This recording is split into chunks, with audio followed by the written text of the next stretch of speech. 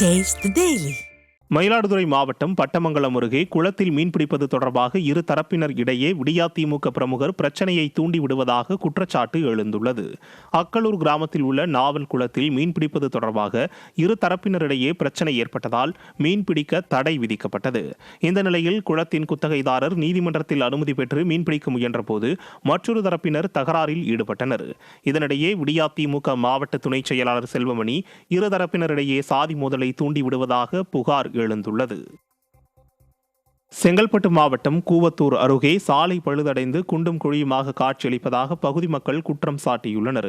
கடலூர் பெரிய குப்பம் மற்றும் சின்ன குப்பத்தை இணைக்கும் சாலையில் ஜல்லிகள் பெயர்ந்து சாலை முழுவதும் குண்டும் குழியுமாக காட்சியளிக்கிறது. இதனால் வாகன ஓட்டிகள் மற்றும் பள்ளி கல்லூரி செல்வோர் கடும் சிரமத்திற்கு உள்ளாகி வருவதுடன் அப்பகுதியில் அதிக அளவில் விபத்து ஏற்பட்டு வருவதாகவும் புகார் கூறப்படுகிறது. சாலையை புதுப்பிக்க கோரி பலமுறை புகார் அளித்தும் விடியா ஸ்டாலின் அரசு எந்த நடவடிக்கையும் எடுக்கவில்லை என பொதுமக்கள் குற்றம் சாட்டுகின்றனர்.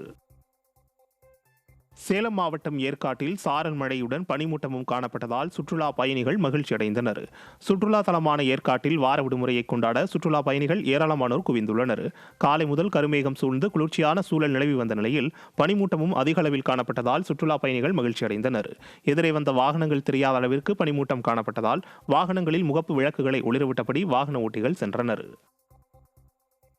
தூத்துக்குடி மாவட்டம் கோவில்பட்டி அருகே அதிவேகமாக சென்ற டிப்பர் லாரியை சிறைப்பிடித்து பொதுமக்கள் போராட்டம் நடத்தினர்.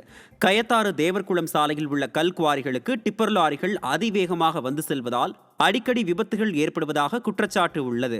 சில மணி நேரங்களுக்கு முன்பு டிப்பர் லாரி மோதி 3 பேர் காயமடைந்ததால் ஆத்திரமடைந்த ஆத்திக்குளம் கிராம மக்கள் குவாரியில் இருந்து லோடு ஏற்றி வந்த டிப்பர் லாரியை சிறைப்பிடித்து போராட்டம் நடத்தினர். திமுக ஆட்சியில் அதிகாரிகளின் அலட்சியம் காரணமாக அதிக லோடுகளை ஏற்றியவாறு வேகத்தில் பயணிக்கும் லாரிகளால் விபத்துகள் நிகழ்வதாக பொதுமக்கள் குற்றம் சாட்டியுள்ளனர்.